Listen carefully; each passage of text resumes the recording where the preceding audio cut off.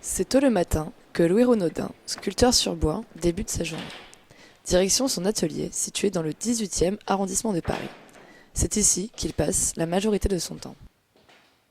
Muni de son chariot d'outils, le travail n'attend pas. À coups de gouge et de marteau, il reprend la sculpture laissée la veille. La sculpture en taille directe est devenue sa spécialité.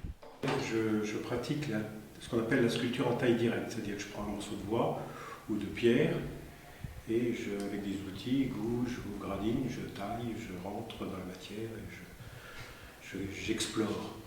Mais avant toute chose, retour sur un parcours atypique qui a vu Louis Renaudin, 64 ans aujourd'hui, abandonner sa vie de cadre d'entreprise pour celle d'artisan indépendant. Un choix radical où la passion a été son seul guide. Je suis venu tardivement à la sculpture puisque en fait j'ai commencé ma vie dans des grandes sociétés multinationales où j'étais DRH d'organisations relativement importantes. Et puis à la cinquantaine, j'ai commencé à imaginer de faire autre chose. Je n'avais jamais dessiné, jamais fait de sculpture et j'ai commencé à faire du modelage. Louis travaille actuellement sur une série intitulée Méduse. Issu du fruit de son imagination, c'est un travail de longue haleine. Pas le temps de faire de pause. L'artisan a du pain sur la planche et la sienne est en bois. Un bois qu'il ramasse lui-même sur les plages de Normandie, entre autres, car à l'origine de son travail, la nature occupe une place primordiale.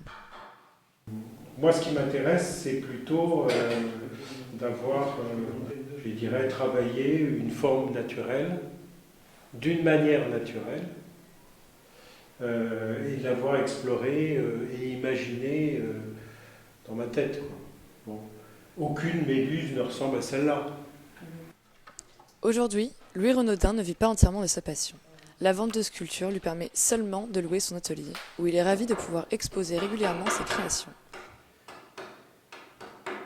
Et même si sa vie semble moins confortable aujourd'hui, Louis ne regrette pas son choix. Celui de relever un défi un peu insensé, car même à 64 ans, Louis Renaudin souhaite accomplir un rêve d'enfant, briller aux yeux du public lors de ses prochains vernissages.